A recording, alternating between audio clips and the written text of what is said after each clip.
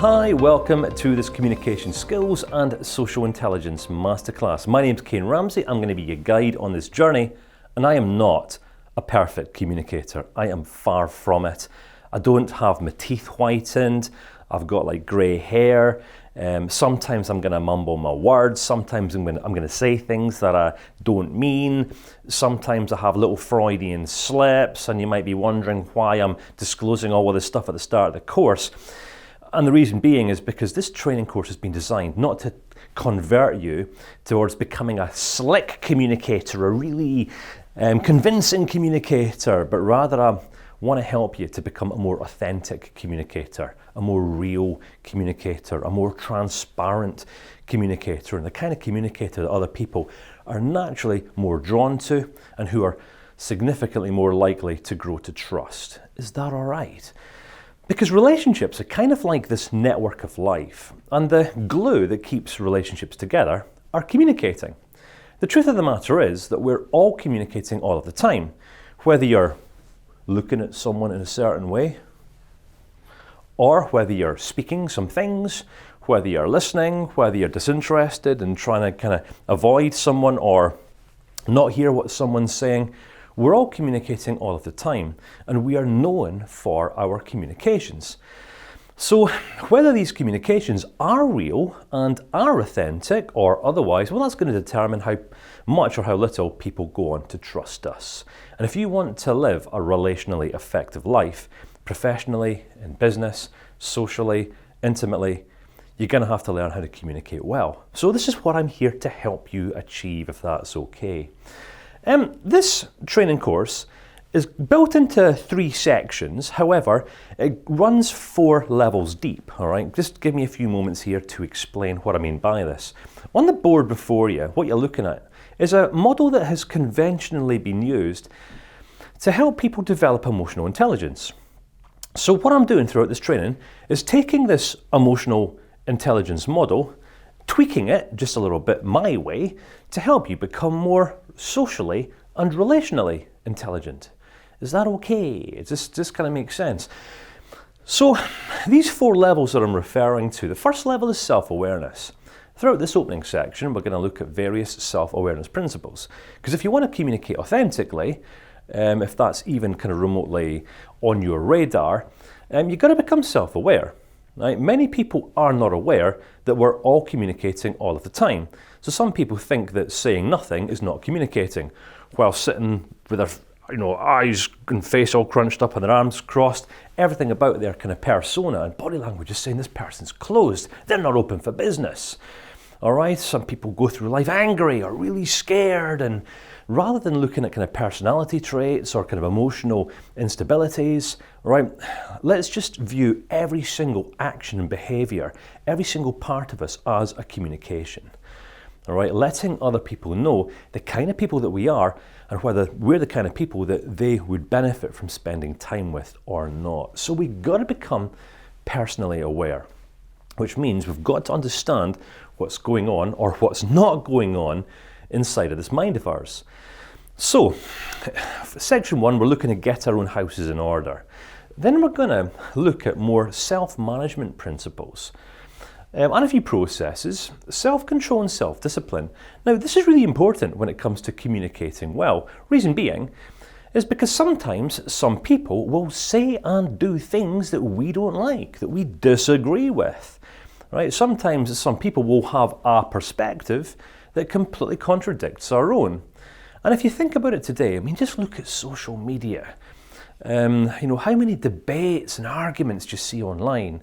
One person posts a social media communication, and then you've got hundreds or thousands or even more people, I disagree, you're wicked, you're evil, you're bad, or I agree, you're amazing, you're fantastic.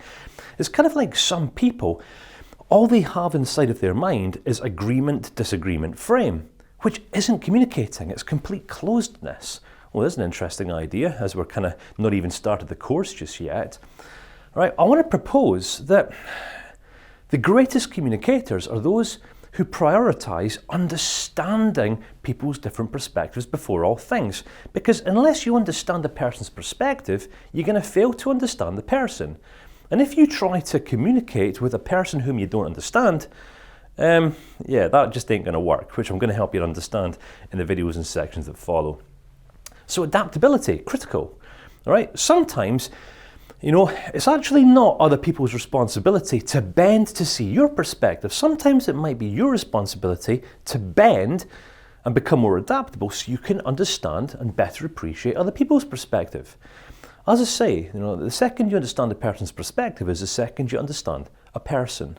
All right, and the second you understand a person is the same second you're going to be better equipped to better connect and relate with this person, which will influence your attitude towards them, your tolerances.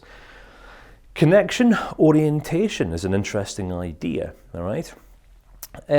How orientated are you towards connecting well with people, right? If you think about it, what's the purpose of strong communication? Why would you even want to take this training course? To convince people that your perspective is the right perspective? To convince people that their perspective is the wrong perspective? To tell them that they need more of whatever it is that you're selling in their life? Perhaps to convince them that they just need a polished communicator like you to help them understand something? Or would the purpose of your communications be more geared towards connecting with a person authentically? Because that's the only way that you get to connect authentically with a person, by just being yourself. Right? Which is why I've suggested that this training course is geared towards enabling you and equipping you to become a more authentic and true and genuine communicator. Just being more of you, all right, and less of who you're not. Social awareness.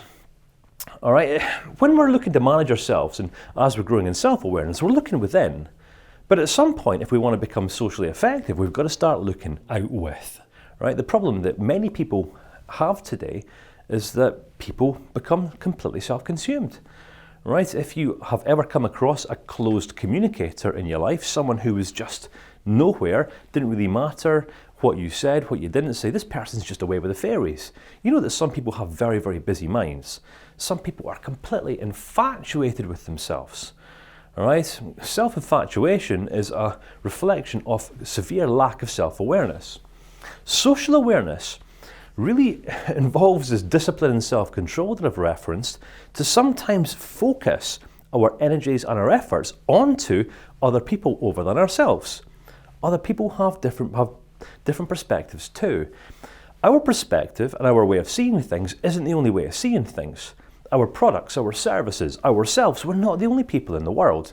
There's nothing special about any of us, right? We're all just a bunch of imperfect human beings, many of whom use communication to try and over-enhance themselves onto the world and end up wondering why so few people grow to trust them or can identify with them or relate to them. So many people do a great job in life at communicating superficiality and falseness. They present onto the world someone that they're not, and fail to connect with the multitudes. All right, that is ineffective communication. All right, yes, granted, it's cultural today, it's common today, but it doesn't work. So I want to share with you something that does. All right, becoming externally focused naturally makes you more empathically relatable. It allows you to relate to more people empathically. Where sometimes you're going to be focusing less on what people say. When a person has their arms crossed and they're looking angry, it doesn't mean they're an angry person or a bad person, right? They're just close to you. That's it. If a person is having a bit of an adverse response to you, then you have triggered that. Right? It's on you, right? When a person says something to you or does something to you that you don't like, granted, we can't kind of control things outside of our control, right? However, in a relational context, if you are finding someone's getting angry towards you or someone's getting frustrated or someone's feeling, someone's kind of backing away from you, maybe it's not them, maybe it's you, which provokes us to ask more questions, which brings us back to self-awareness. We grow in self-awareness as we learn how to become more socially focused. Compassion for difference is a huge one. We live in the 2020s, maybe you're watching this in the 2030s, I've got no idea how long and how long this course is going to remain relatively popular, but it's like as a human race, we seem to at some point since the millennium lost our compassion for difference. All right, and we're not just talking equality here. We're not talking about racial equality or sexual equality or gender equality or anything like this, right? We're talking about our appreciation for difference. There's many people out there today, screaming from the rooftops, "We want equality," whilst completely undermining anyone or any social group or any persona that differs from how they perceive themselves or how they've already defined themselves. All right? Until we become self-aware, we can't become socially aware. And until we become socially aware, we cannot be socially effective. Do you know that everyone in the world, everyone, big generalized statement, just wants to be understood, you and I included? All right, but here's the thing, until we learn how to communicate authentically and essentially just be ourselves, whether we're up on a stage presenting our communication to thousands or tens of thousands of people, or whether we're having an intimate one-on-one conversation with a friend in a cafe, or a client at work, or something like that, we're not going to get what we're looking for.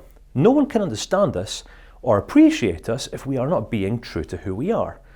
So authentic communication is key for authentic, healthy, and sustainable relationships.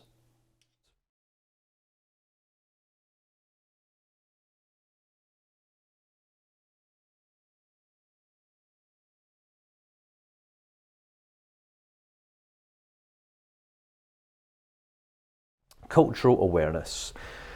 I'll come on to this in section 2. This is going to be an eye-opener for many, many people.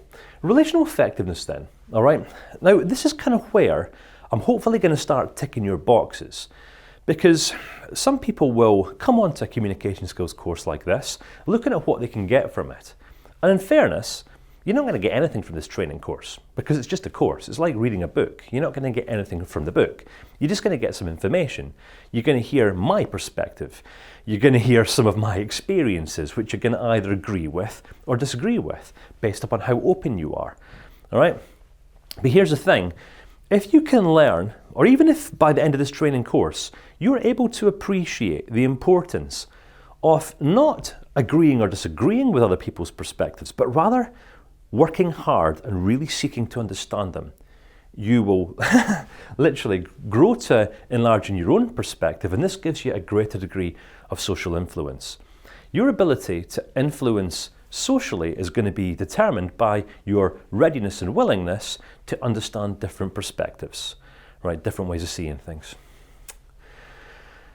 As you become more relationally effective, then other people are going to want to know how you do it.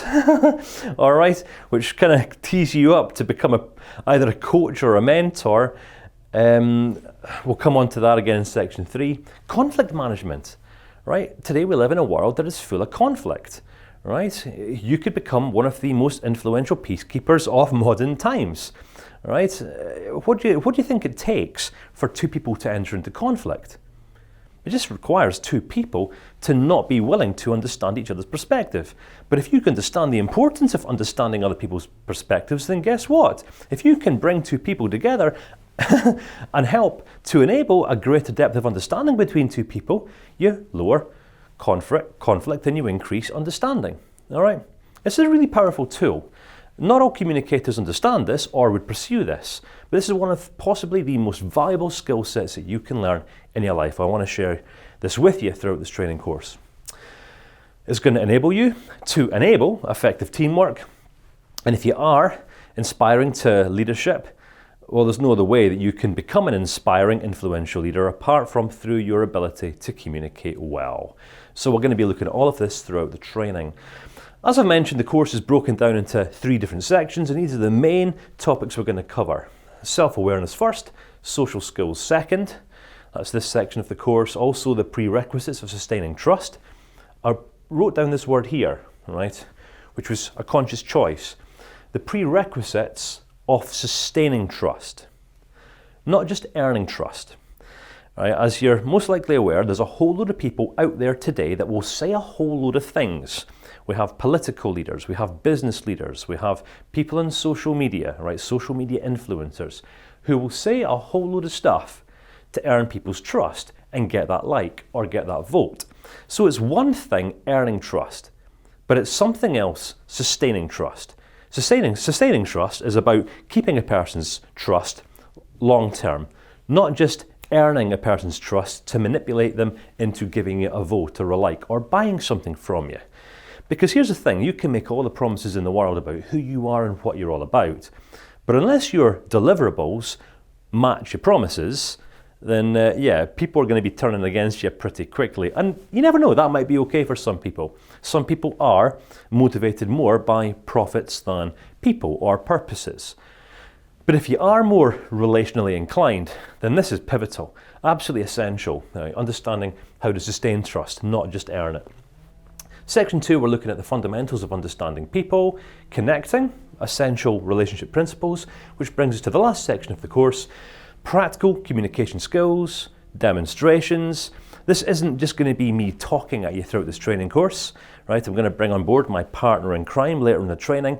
I'm going to show you practically how to converse in relationally effective ways, giving you all the tools that you need to get out there and start applying this stuff right away. And have I mentioned that I'm going to most likely mumble my words through the process? There's not going to be multiple takes, so I am intentionally going to do my best just to communicate well in each single training video. All right, when I make a mistake, if I say something that I don't mean, I'm not going to stop. These parts of the training course aren't going to get cut out. You're going to be able to experience me, make mistakes, then work back from the mistakes for the purpose of demonstrating what authentic communication looks like. So no matter how hard you try, you are never going to be able to communicate perfectly either. All right, so let's just go for authentic instead. That's better anyway. Alrighty, last but not least, we're going to look at principles for social influence and persuasion. Now in this lecture, in the additional materials section, you are going to be able to download a course learning log stroke workbook. It just comes with all of the lectures, kind of text boxes beneath each lecture, so you can jot down any aha moments, anything, any kind of main takeaways that you want to kind of write down and remember. Any kind of principles, any ideas that I share with you that just resonate, capture them all in one place. So once this training course is done, you've got a resource that you can take forth with you for the rest of your life. One final disclosure, right? I cannot make you learn anything. A teacher cannot bridge the gap between what you know and what you don't know. For a teacher's words to enlighten you, you must welcome them, you must reflect on them, you must find a place in your mind to organize them so that in time you will understand how to apply them. Right? Teaching is my responsibility, but learning is yours. Throughout this training, all I can share with you are the main principles that I have learned about communicating well over the years. I am still learning. I don't know all the principles. There's going to be a whole load of stuff that could be in this course that isn't in this course because I don't understand these principles yet. All right. So moving forward, what you can trust is that as I grow as a communicator, as I improve, as I grow to understand more things, all right, I will endeavor to increase this course and add more value and send it in your direction. Is that okay? So hopefully, if you can just make some allowances right now for my imperfections, then this is going to give you a foundation for getting the most that you can from this training. All right, my name's Kane Ramsey. All right, introduction over, and I'll look forward to seeing you in the next clip where we're going to officially get the show on the road.